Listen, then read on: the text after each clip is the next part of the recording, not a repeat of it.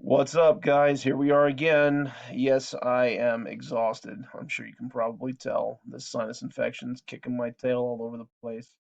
Plus, I'm trying to homeschool my 8-year-old daughter and take care of my 3-year-old son and just all the other responsibilities we all have. I know you guys are feeling it too. I know you're tired. And I just want to say how much I appreciate the hard work that you guys are putting in. We have to make sure that we take this distance learning thing seriously, because this is going to be our way of not having to make up extra time. This is going to be our way of not having to come back to school in June. Um, keep watching for updates from our governor.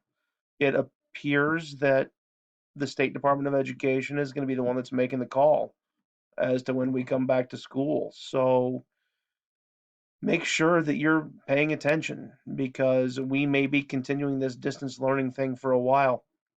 If everything goes well, we'll be back together um, after spring break, that week before prom. If not, I mean, we'll make do however we have to. So, this is the second of two videos that I am uploading today. The first video was on how you create a proper works cited page. Some people don't know how to build that works cited page. They don't know how to do a hanging indent. So I wanted to make sure that I gave you guys some instruction on that. That video, obviously, I made when I was still to get into the building. Um, excuse me. Now, I want to talk specifically about your peer edit. Well, before I get to that, I want you to remember I need your rough draft submitted to the Dropbox that I have set up for you. Don't share your Word document with me.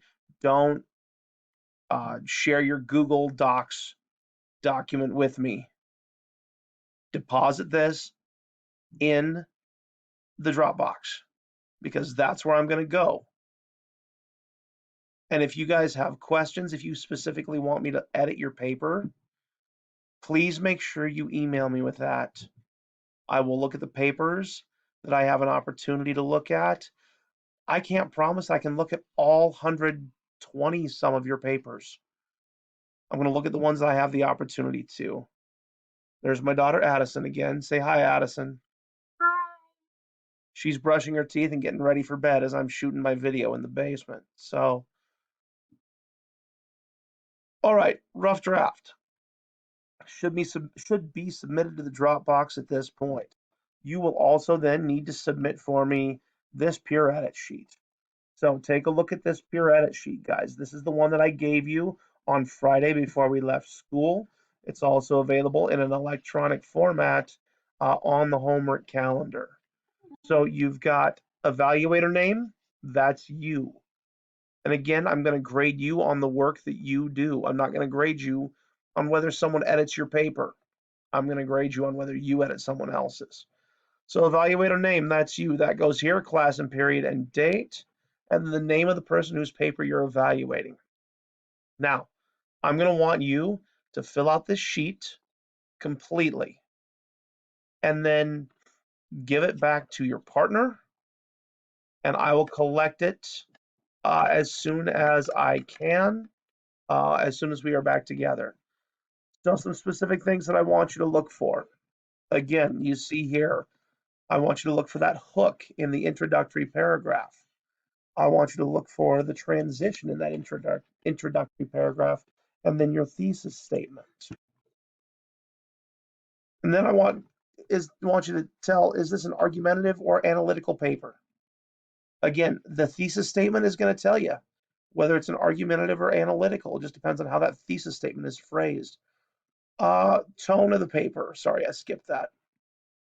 Tone of the paper. Do they establish and maintain a formal tone throughout? Are they trying to be funny or sarcastic? Are they not taking it seriously? Are they using a lot of personal pronouns? Look for whether they establish and maintain a formal tone. Look at their organization. Is it organized well? Does it make sense? Do they need to rearrange body paragraphs? Then flip it over to the back. And I want you to look for grammar. Are they using proper grammar? Is there verb agreement? And are the words that need to be capitalized capitalized. Again, look at the structure of the paper. It's going to be very similar to tone. And then look at the citations. Are their citations correct? Do they have a full 5 sources in alphabetical order with a hanging indent on their works cited page? And then do they follow all those other fundamentals of MLA format? Review someone else's paper. Fill out this worksheet for me. And then get started on your final drafts.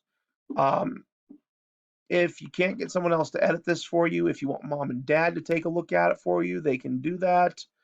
Older sibling can look at it for you. You know, anybody at this point who can help give you guidance on what your final draft should look like. Again, I will edit as many papers as I can. I will talk to as many people as I can. If you want me to look at your paper, please make sure you let me know that. And I will look at as many of your rough drafts as I can and help you get to your final drafts. So keep working, guys. I'm going to want you to use the Dropbox to submit your final drafts if we are not back together. If we are back together like we are supposed to be, then I want you to print off your final draft for me. If we're not back together when we're supposed to be, then we'll put them in the Dropbox. But we'll figure it out, guys. Good luck. I'll talk to you soon.